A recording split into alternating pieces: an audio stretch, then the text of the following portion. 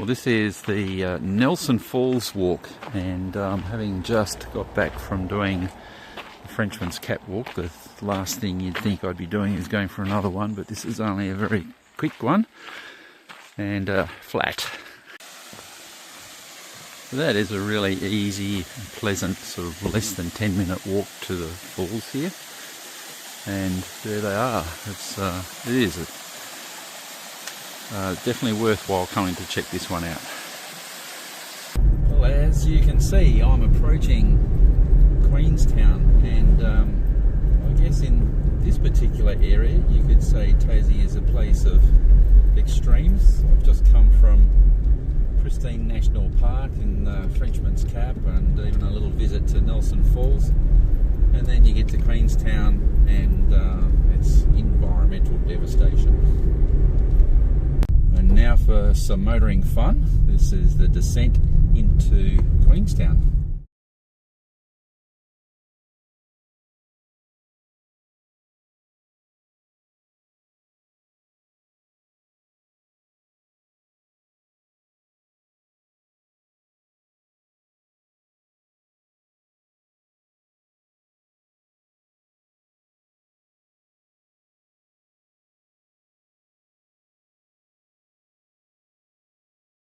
So I just got into Queenstown, popped into a nice coffee shop, and it's pretty quirky.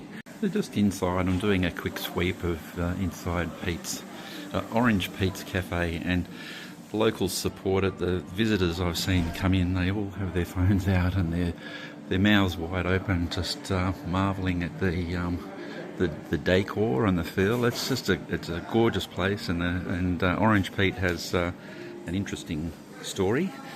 And that he had a failed building business and reinvented himself and started up this cafe.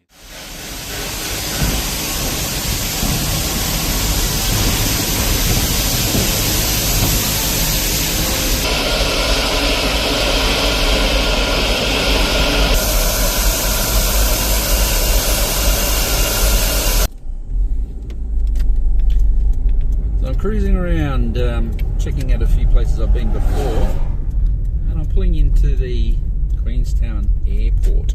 Now, I don't know, you would call it an airport. I think it's more of an airstrip.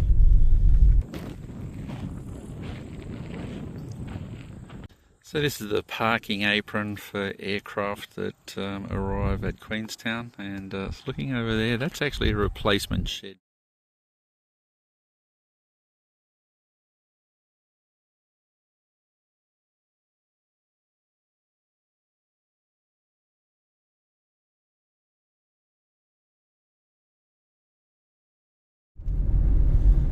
Just coming down into Queenstown again, and just through the trees here, you can see on the other side the complete and total devastation that the mines have had, the effect that they've had on the vegetation. It's basically just non-existent. The locals say it is coming back slowly, but there are certainly areas there that will never recover. A few years ago I did an underground tour of the mine.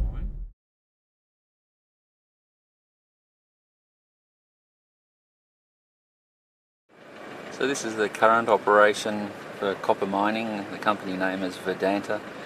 It's also known as the Mt Lyell mining company, and you can see the colour of the stream that flows through out from under the mine, and that goes right through the centre of town. Not a very nice sight.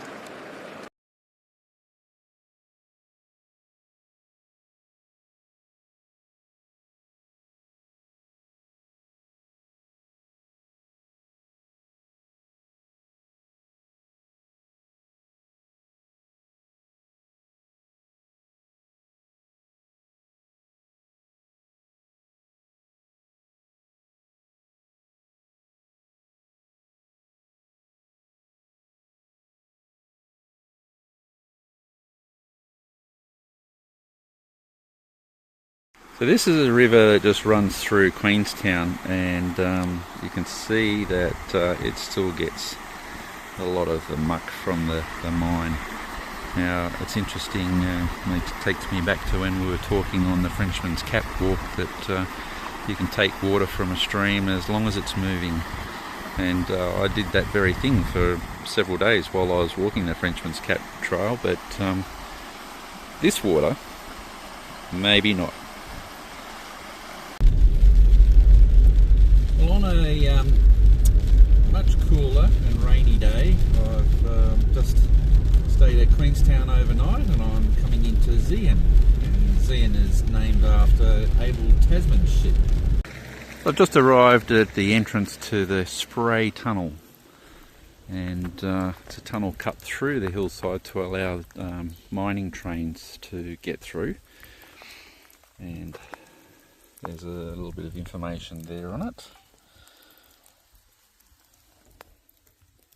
Well, as it turns out, you can't drive through here anymore. It's a walk through only, and I'm about to do that. So when I was here many years ago, I did actually drive through here, and I was towing my dad's Avan caravan. It only just fit through. Maybe that's why they don't let you drive through here anymore.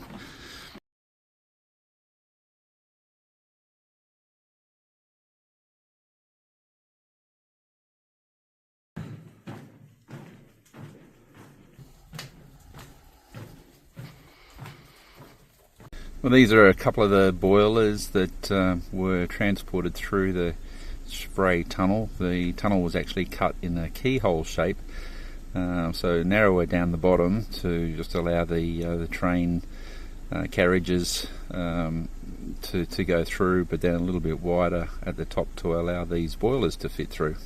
Now, one of the things that is actually helping small towns, or to revive them at least in a small way, is people setting up mountain bike trails. So there's one here. It is actually a really good one. There's the start to it, and it goes out through the Spray Tunnel. I'm about halfway along the road between Zeehan to Strahan, and the scenic lookout just back behind me is chock-a-block full of four-wheel drives with caravans, so I've pulled over just near it. There's a nice little truck coming up the hill, but that's the west coast. There's a bit of southwesterly blowing at the moment, and the forecast says that's going to be happening for several days, and so there's really nothing to stop the wind or waves hitting this coast for many, many miles. Anyway, interesting thought considering I'll be sailing up this way in 3 or 4 weeks' time. I've just finished my fish and chips in Strahan, and the sun is shining. This is where the little play happens, obviously called The Ship That Never Was. It's about the last sailing vessel that was built at Sarah Island, and was commandeered, let's say, by a few convicts that were still left on the island, one of them being named Jimmy Porter. And here's the Strahan or Hewen Pine sawmill on the waterfront.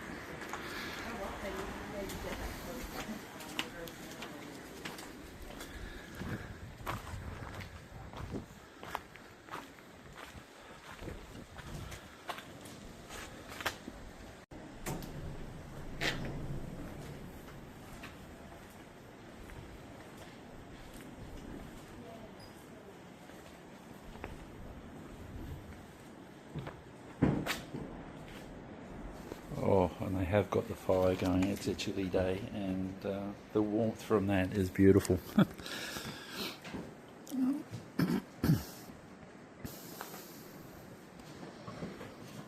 So coming through the sawmill now and out into an open yard, there are some pieces of driftwood. So the only way they can get Hewen pine now is anything that still drifts down the river.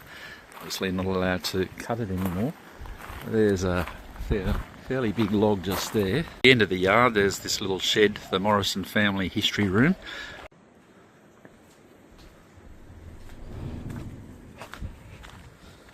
Oh, I'm super happy just at the sawmill there. I've just got some, well, offcuts and a few small pieces, some sassafras and some Hewen pine. So I might do some models with those. So down at the end of the wharves of Strahan, and obviously this is where all the fishing boats tie up. I'm just trying to pick which one of them my fish and chips came in on. Let's say maybe that blue one, that looks nice. Anyway, it was a really nice fish and chips at what's called the Kitchen in Strahan. I can recommend it. Well, I'm at the Regatta Point train station for the same train that we saw at Queenstown.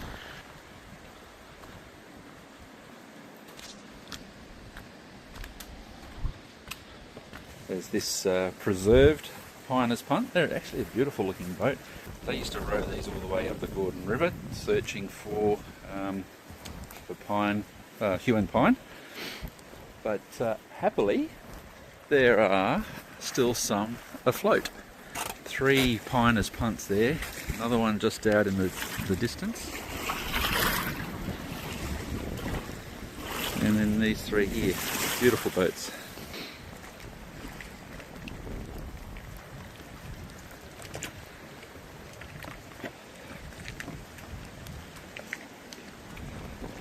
So looking at this Piners punt here, it's actually not as bad as it looks. Having it full of water is actually a good thing for keeping all the timber planks swelled up and sealed. So if you were not going to be using your boat for a while and think taking it out of the water is a good idea, it's actually not, because the timber dries out and the seams open up, which creates a leaky boat. So this one, really all you need to do is bail it out and off you go. But another beautiful example. That's a proper Piners punt there. It's got the 2 seats and 2 rowing positions.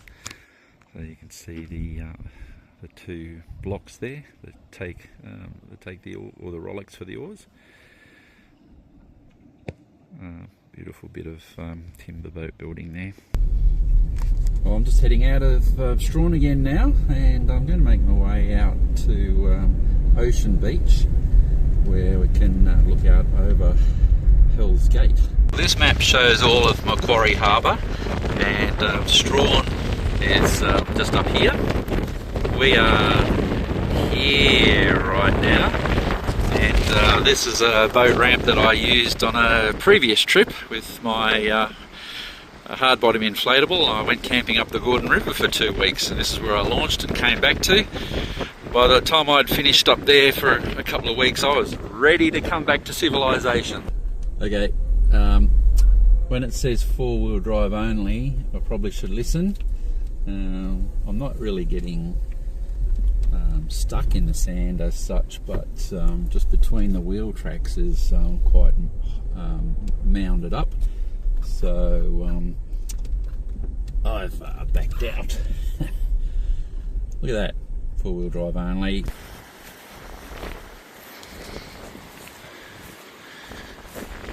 So we've got a pretty typical West Coast day. Hell's Gate is a little bit round the corner and Entrance Island, but that lighthouse over on the other side is called Bonnet Island Light. Looking a little bit closer at the Bonnet Island Light. So that creates a lead. There's another light further along, and you line those up, that gives you the channel coming into Hell's Gate. So as I've walked out almost to the end of Braddon Point, we can see Entrance Island and the lighthouse on that one.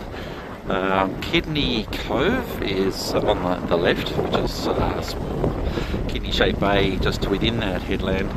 And then there's the breakwater that extends out from that headland on the left, going out past the island. So it's a pretty narrow gap there, and then vessels coming in and avoid the shallow water on the side that I'm on, stay well over to the other side, make their way down past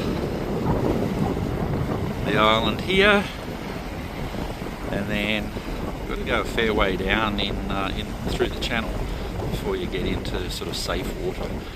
So that's my first visit to Macquarie Harbour. Next time will be in Bellamy.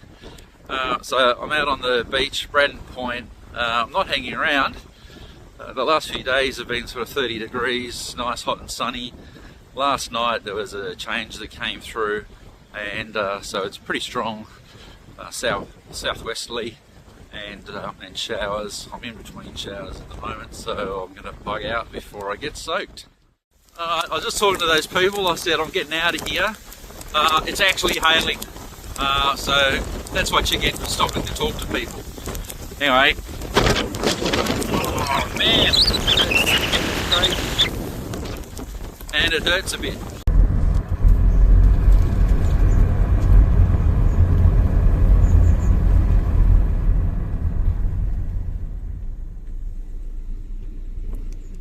One little last point of interest for me is that there are a couple of places along this stretch of road just outside of town where there are lots of recovered yew and pine logs, and they obviously are seasoning the timber in this this laydown yard.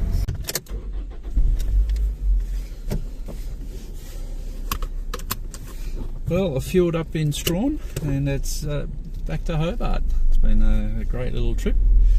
And I've got a few hours drive to get back to Bellamy at Prince of Wales Marina.